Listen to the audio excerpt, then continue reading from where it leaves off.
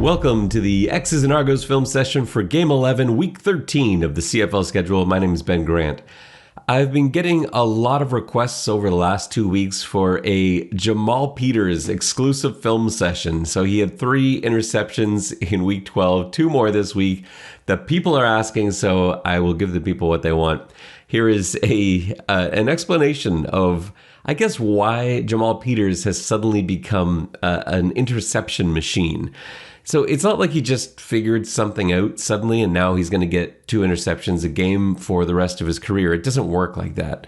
What we've seen over the past 2 weeks is certainly a reflection of him as a great corner in this league, but it's also the defense being dominant as a whole, which has led to increased opportunities, and they happen to have gone Peters' way. And it's not like he's not playing well; he's playing great. But it's a combination of the entire defense playing well. And I think you'll see what I mean as we look at each of these 5 picks. So let's dig in here.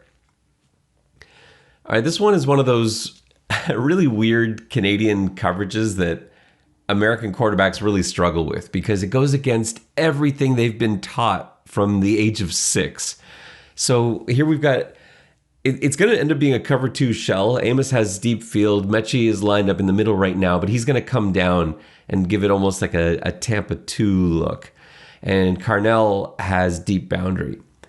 Why this play is so tricky is that at first glance, it looks like cover 3 cut. And you remember us going over this maybe over the last few weeks, the last few film sessions. You learned some of this terminology. And if any of these terms are new to you, you want to go back and check out some of our earlier film sessions where you learn terms like cut and hold, etc. So this looks like cover 3 cut where the corners have the flats and the halfbacks have deep thirds. And it is sort of like that on the field side. You can see that McFadden has the flats. He's the flats defender over here. But on the boundary side, Edwards actually has the flats, leaving Peters free for other responsibilities. And what's making this all possible is that we've got a 3-man rush. By only sending 3, the Argos can drop 9 guys into coverage. So you've got your shell over top. You've got Edwards and McFadden in the flats, and you've got 3 linebackers fanning out from the middle, and you've got one more guy, and that's Jamal Peters. Very rarely over the course of his life has Dane Evans had to account for an extra defender on the boundary side in cover 3. He's seen it in the CFL, I'm sure, at some point, but it's just not something that he's accustomed to looking at or having to compensate for. Hamilton's actually got a really nice cover 3 flood concept called, which should work just as well against almost any cover 2 look. It's a flood specifically to this side coming towards us. So Dunbar, he's the one that's going to cut away. He's going to cut inside, and that's going to keep the linebackers from fanning too far out. They're trying to sort of hold them in place.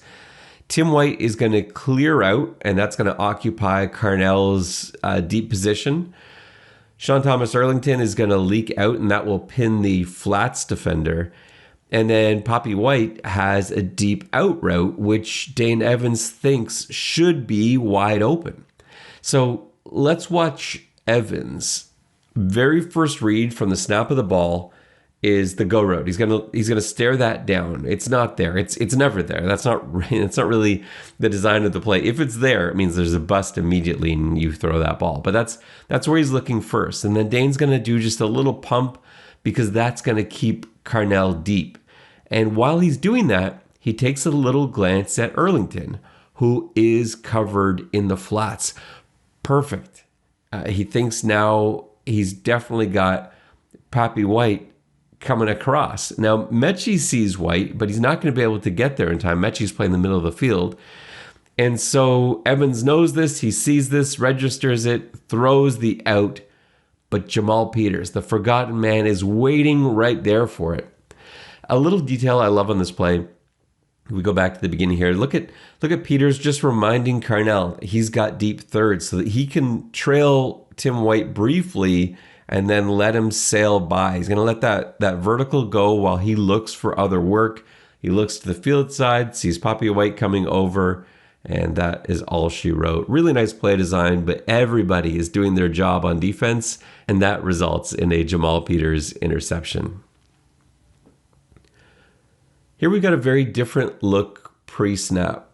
It's actually pretty much the opposite pre-snap from what we had last time. So now there are 9 guys along the line of scrimmage, 3 guys off. And yet, this is going to end up being cover 3 with a 4-man rush. So we call this split coverage because they're going to play cover 3 hold to the field and cover 3 cut to the boundary. So Jamal Peters, being the boundary corner, he's going to take the flats. Now, McManus is going to help him a little bit by giving the receiver, the slot receiver here, a little bump off the line. So remember, Peters has flats, but there's no threat in the flats here with Don Jackson on this side of the field. So he can actually trail as far as he likes. At the pro level, when you've got flats and there's nobody in the flats and there's no threat of anybody being in the flats defender is not just going to sit there and wait. He's going to find work. And so he's backing up, he's backing up. Evans starts to scramble, and so Peters comes back to the play a little bit, and he's sitting right there waiting for the pick when Evans makes an ill-advised throw. So who deserves credit for the pick? Well, everyone in a way, but Shane Ray should definitely get an assist on this one. Let's just watch this again and take a look at the line here. So it's a 4-man rush against 6-man protection. This is not a great rep for Vorinkal, the young tackle. He may think that he's got help on the outside from Jackson. He gets caught with a flat-footed 2-hand punch, and Ray goes flying past him. He doesn't get to Evans, but Evans knows he's there. He scares him out of the pocket. And the right guard and right tackle, they're sort of holding Robbie Smith at bay, but remember, they're protecting the pocket. This isn't a designed rollout, so when Evans scrambles to the right, Smith easily gets around the outside, and he does this like Spider-Man leap to bring Evans to the ground. And not wanting to take the sack, Evans just heaves it in desperation towards the sideline. Now, I don't know if he was trying to throw it out of bounds or trying to actually complete the pass to White, but either way, it's a terrible decision based on what was happening here, and an even worse result. Now, this is skill from Peters. Look at his feet as he toe taps before his momentum takes him out of bounds. He played some receiver in his youth, and you can see a little bit of that here in this play with great hands and great feet. Heck of a play. They're lined up differently here, but this is going to actually be the exact same coverage as last time. It looks so different because the only one disguising it this time is Carnell. It's cover 3 hold to the field, cover 3 cut to the boundary, just like we saw, 4-man rush, just like we saw. Hamilton's running all hooks. This is a great call against cover 3. Really easy read for the quarterback. So on the hold side, you always throw to the number 1 because there's space there. That's where the gap is going to be in. Against the cut side, you always throw to number 2 because, again, that's where the gap is going to be. When the corner is playing up, you want to hit sort of inside. You want to hit inside where the slot is typically running, and opposite on the other side. If the halfback is staying into the flats, then you'd hit that space that the corner vacated and hit the number 1 receiver on the outside.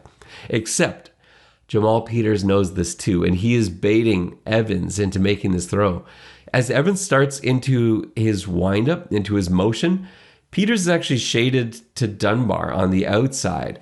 So he knows Evans is throwing this way. He knows it's going to White. Because if he's standing next to Dunbar and he knows White is open over here, he sees Evans in his windup. He knows it's not coming outside.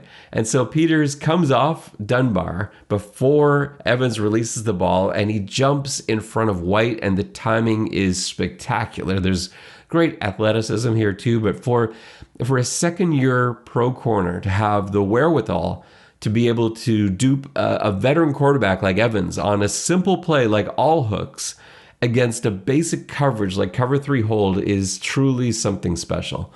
Notice that all of these picks have come in zone coverage. partly because the Argos, they don't really play a lot of man, but it's easier in zone coverage to intercept the football. In zone, you're always facing the quarterback for one, whereas in man, you never see the quarterback. And in zone, the quarterback has to correctly read the coverage before making the throw. So you get an opportunity to take advantage of mistakes. This is just a beautiful play, and he is rewarded for it. All right, we're in Hamilton. I like this TV angle so much better than the one you get at BMO. It's just much higher up. This is essentially the press box view. It's just zoomed in a little bit.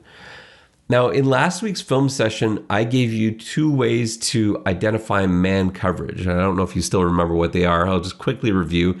Remember, man coverage, the DB is going to be staring at the receiver, and also the DB is going to have an inside shade. They're going to be standing a little closer to the quarterback than the receiver is. So, is this man coverage?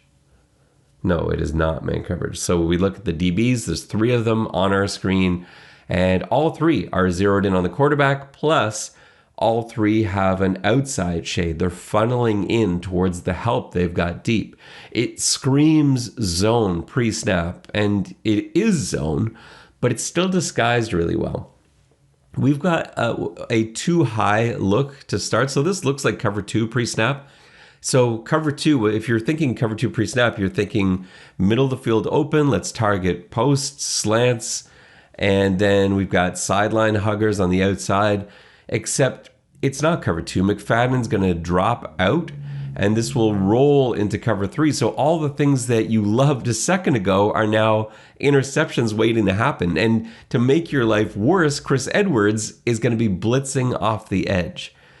Hamilton's running dragon here, so we've got a slant from the outside and a flat route from the inside.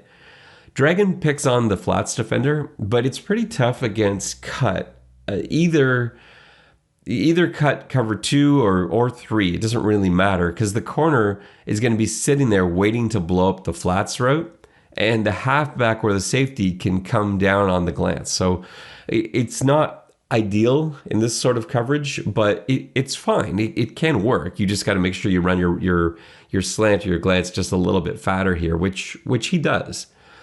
And Newman's pretty cool in the pocket. You look at him as we start this play. Remember that he was an elite D1 college quarterback, so this isn't going to faze him at all, this sort of noise around him. Edwards goes flying by. Smith is going to get right in his face. That does force change. It's going to force him to throw behind the receiver a little bit. But Wynton McManus gets some great height. He's able to tip the pass, allowing Peters to make the play. Peters gets the credit. And, he had to catch the ball after all, but this is mostly McManus making this play happen. So just watch McManus from start to finish. At the beginning of the play here, take a look at this. So linebackers take what we call read steps until they know it's a pass. You see both McManus and Mwamba take the read steps, but Newman doesn't sell the play action hard enough or long enough. And so you look how early McManus has diagnosed pass. He knows at this point it's a pass. Now he's backing out. He's a half step ahead of Mwamba here, who's excellent at it. So that sort of gives you an idea as to how quickly McManus diagnosed that. When McManus realizes it's a pass, he's going to immediately look for Newman's eyes, and he's widening out into that window. He's not just expanding randomly, he's tracking. So Newman throws. McManus times his jump perfectly, and while he can't quite haul it in, he certainly breaks up the pass, leaving it there for Peters, who sees it all happening in front of him because he's in zone. And defensive guys are so funny. Like, where's McManus running to? They get so excited. He's running to the end zone. Wynton, you gotta pick up a block here for our man Jamal. This is a touchdown. If they could just clear out the tight end here. This is Felix Garand-Gauthier. But nevertheless, McManus with the assist for sure. I would like to see him pick up a block right afterwards, but still a heck of a play. Peters owes him one. All right, last play. This is Jalen Morton making a poor decision, and Wynton McManus once again making an incredible play. This one's even better than the last one, actually. So let's just take a look at the play to start with. Hamilton's got Quins to the field, running back joining in the quad side, and Dunbar is ISO'd on his own to the boundary. Mechie's playing a true center field, and so on the field side, what we've got here is 3 Argos DBs covering 5 receivers. That is where you go with the football. That's why you run formations like this. Anytime you're running quads or quins, this is what you're doing. You're seeing how the defensive backs line up. If they're matching you back for back, then you go to the ISO side because it's usually your best receiver and they're one-on-one. This is a drill now. This is a practice drill. So that's the side you go to. If they don't match you and they leave 2 receivers over top of your one, even if it's your best one, you go to the other side. You go to the quad side or the quin side because that's where you've got the advantage. So we'll see this play start. Dunbar's got 2 DBs on him, Peters and Carnell. But the problem, once again, is McManus. There's no running back now to bring him in with play action. Now, he stays for a second because he's got a guard against the QB run. He doesn't want to bail out right on the snap. And then he's going to read the quarterback's eyes once again as he fans out. When Morton releases, McManus gets fully extended. He just manages to get his fingertips on the ball. It's just enough. And you can tell he does because the rotation changes. It's a nice spiral coming out. McManus just gets it with his fingertips. The ball goes into a flat spin. Dunbar can't adjust in time. It's only off a little bit, but it's enough. It ricochets off his shoulder pads, and who's waiting right there for it but Jamal Peters? And this time, McManus does make a great block. He was my defensive player of the game in this one, if you listen to our post-game podcast. And these last 2 plays are part of the reason for that. He was outstanding in pass coverage today. Peters needs to be a little bit more patient on this run back because this one could have gone the distance too. Just imagine having the athletic confidence of Jamal Peters, a man who has Sam Achimpong and Brendan Barlow in front of him, and yet he's like, "Nah, I'm good." He's just gonna run by them. I don't need this giant wall of humanity blocking guys in front of me. It's still a great return, but you gotta follow your guys, Jamal. They came all the way over from the other side. Sam is not going to let anyone touch you. He's waiting to pile drive this quarterback into the ground, and you took that opportunity away from him, Jamal Peters. So anyway, great play. Still a really nice result. Little things that we can pick on in all 5 of these interceptions, but fantastic football all around. 2 great games from Peters, no question. One of the best zone corners in the CFL, again, no question. He made great plays on all 5 interceptions. But what I think I've shown here today is that interceptions are often a reflection of the entire defensive unit, not just a single individual. And if Jamal Peters doesn't get an interception for the next 5 weeks, that doesn't mean that he's suddenly playing worse football. In fact, some of the best corners don't get interceptions because QBs don't want to throw anywhere near them. This is a reflection of his skill, yes, the defensive unit, yes, but interceptions are not a great way to gauge defensive success. Thanks so much for watching this X's and Argos film session. My name is Ben Grant. I will see you next time.